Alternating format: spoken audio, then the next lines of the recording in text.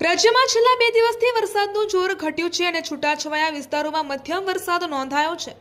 રવિવારે 226 તાલુકામાં સૌથી વધુ રાજકોટમાં 3.5 ઇંચ જેટલો વરસાદ નોંધાયો હતો।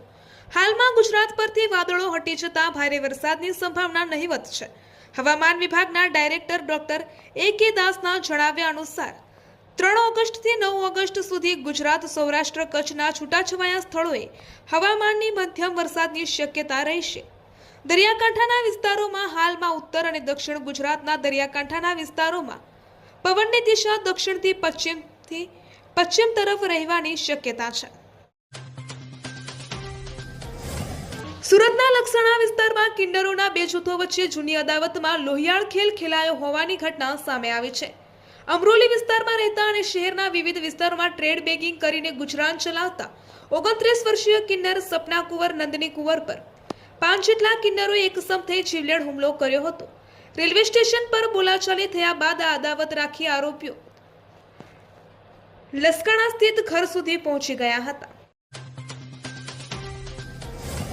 અમદાવાદના તરિયાપુરામાં આવેલી મનપસંદ ક્લબમાં ચાલતા હાઈ પ્રોફાઇલ જુગારમાં ગઈકાલે બપોરથી એસએમસીની રેડ ચાલી રહી છે। ગઈકાલે રવિવાર હોવાથી મોટી સંખ્યામાં જુગારીયાઓ ક્લબમાં જ હાજર હતા। આ દરમિયાન રેડ થતા તેમને ક્લબમાં જ રાખવામાં આવ્યા છે। રેડ દરમિયાન એસએમસીના એસપી અને ડીઆઈજી સહિતના અધિકારીઓ પણ સ્થળ પર દોડી આવ્યા હતા। પોલીસ દ્વારા 20 કલાક વધુથી રેડ ચાલી રહી છે। હજુ આરોપીઓના નિવેદન લેવામાં આવી રહ્યા છે।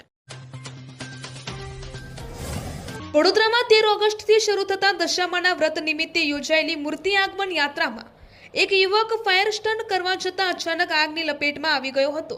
યાત્રામાં હાજર લોકોએ તાત્કાલિક સમય સૂચકતા વાપરી આગ ઉપર કાબુ મેળવી લેતા યુવાનનો આ બાદ બચાવ થયો હતો અને મોટી દુર્ઘટના ટળી હતી। સુરત શહેરના મગોબ વિસ્તારમાં છેલ્લા 25 દિવસમાં સતત ત્રીજી વખત ખાડી પૂર આવતા સ્થાનિક રહીશોની ધીરજ હવે ખૂટી ગઈ છે। ઘર, વેપાર અને રસ્તાઓ પાણીમાં ગરકાવ થઈ જતા લોકોમાં ભારે આક્રોશ જોવા મળી રહ્યો છે। આ વખતે મગોબ વિસ્તારની મહિલાઓએ આગળ આવીને સીધો મોરચો સંભાળ્યો છે અને તંત્ર તેમજ સ્થાનિક રાજકીય નેતાઓ સામે સીધો વિરોધ નોંધાવ્યો છે। મહિલાઓએ સ્પષ્ટ શબ્દોમાં જણાવ્યું છે કે જ્યારે ચૂંટણી આવે છે ત્યારે નેતાઓ હાથ જોડીને વોટ માંગવા આવે છે, પરંતુ પૂરની સ્થિતિમાં કોઈ ડોકાતું પણ નથી। જો આ સમસ્યાનો કાયમી ઉકેલ લાવવામાં નહીં આવે તો આગામી 2027ની ચૂંટણીમાં આ વિસ્તારમાંથી એક પણ વોટ આપવામાં આવશે નહીં। પાણી ભરાવાને કારણે માધવબાગ, ઋષિ વિહાર અને આસપાસના વિસ્તારોમાં પણ રોજગાર, ધંધા અને રોજિંદા જીવન પર તેની ગંભીર અસર પડી રહી છે। વડોદરાના મકરપુરા ડેપો પાસે એસટી બસની ટક્કરે ધોરણ 10માં અભ્યાસ કરતા 15 વર્ષીય સ્ટુડન્ટનું ઘટના સ્થળે જ કમકમાટી ભર્યું કરુણ મોત નીપજ્યું છે। 2 બહેનો વચ્ચે એકના એક પુત્રના મોતને પગલે પરિવારજનો શોકમાં ગરકાવ થઈ ગયા છે। આ અકસ્માતમાં મૃતકના 2 મિત્રો ગંભીર રીતે ઈજાગ્રસ્ત થયા છે। તેમને સયાજી હોસ્પિટલમાં સારવાર માટે ખસેડવામાં આવ્યા છે। મૃતકના પિતાની ફરિયાદના આધારે પોલીસે એસટી બસના ચાલક સામે ગુનો નોંધીને માંજલપુર પોલીસે વધુ તપાસ શરૂ કરી છે। રાજકોટમાં આવેલી આંગણવાડીઓમાં સગર્ભા માતાઓને મુખ્યમંત્રી માતૃશક્તિ યોજના અંતર્ગત આપવામાં આવતો અનાજનો જથ્થો અનિયમિત હોવાનું સામે આવ્યું છે।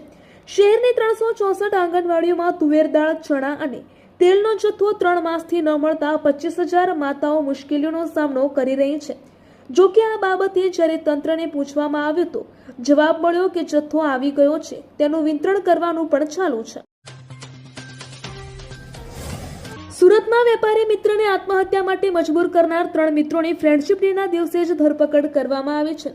સરથાણા વિસ્તારમાં રહેતા વેપારી રાજેશભાઈ કુંજડિયાએ 30 જુલાઈએ આત્મહત્યા કરી લીધી હતી, જેની પોલીસ તપાસમાં ખુલાસો થયો છે કે 3 મિત્રોએ ₹17.32 લાખ ઉછીના લઈ પરત કરવાના બદલે મ્યુલ એકાઉન્ટ ખોલાવી સાયબર ક્રાઇમમાં ફરિયાદીની ધમકી આપતા અને પૈસા ન હોય તો મરી જાઓ તેવું કહેવાતા આખરે કંટાળીને આ પગલું ભર્યું હતું। ગુજરાતના મુખ્યમંત્રી શ્રી ભૂપેન્દ્રભાઈ પટેલે આજે રાજકોટ ખાતે પધાર્યા હતા। તેમના હસ્તે 268 કરોડથી વધુના વિકાસ કાર્યોનું ખાતમુહૂર્ત અને લોકાર્પણ પણ કરાયું હતું। આ પ્રસંગે તેમણે સ્વ વિજય રૂપાણી મેમોરિયલ ટ્રસ્ટના જ્ઞાન પ્રબોધની પ્રોજેક્ટ હેઠળ તેજસ્વી દીકરીઓને સન્માનવા પહોંચ્યા હતા, જ્યાં પૂર્વ મુખ્યમંત્રી ભૂપેન્દ્રભાઈ ચુડાસમાએ દિલ્હીના જંતર મંતર પર થયેલા આંદોલનને વખોડ્યું હતું, જે બાદ સૌરાષ્ટ્ર યુનિવર્સિટી ખાતે નવા ઓડિટોરિયમ સહિતના લીલી ઝંડી આપવા માટે પહોંચ્યા હતા। અમરેલીની કમાણી સાયન્સ કોલેજે બીસીએ વિભાગનો સમય બદલવાનો નિર્ણય સામે એબીવીપીના વિરોધ બાદ જૂનો સમય જ ફરીથી યથાવત રાખવામાં આવ્યો છે. આ નિર્ણયથી વિદ્યાર્થીઓમાં ખુશીનો માહોલ જોવા મળી રહ્યો છે. અગાઉ કોલેજ મેનેજમેન્ટે બીસીએ ક્લાસનો સમય સવારે 8 વાગ્યાથી બપોરે 1 વાગ્યા સુધીનો બદલીને સવારે 11 વાગ્યાથી સાંજે 4 વાગ્યા સુધીનો કરવામાં આવ્યો હતો. આ એકતરફી ફેરફારને કારણે વિદ્યાર્થીઓને અવરજવર, કોચિંગ અને અન્ય અભ્યાસલક્ષી પ્રવૃત્તિઓમાં મુશ્કેલીઓનો સામનો કરવો પડ્યો હતો.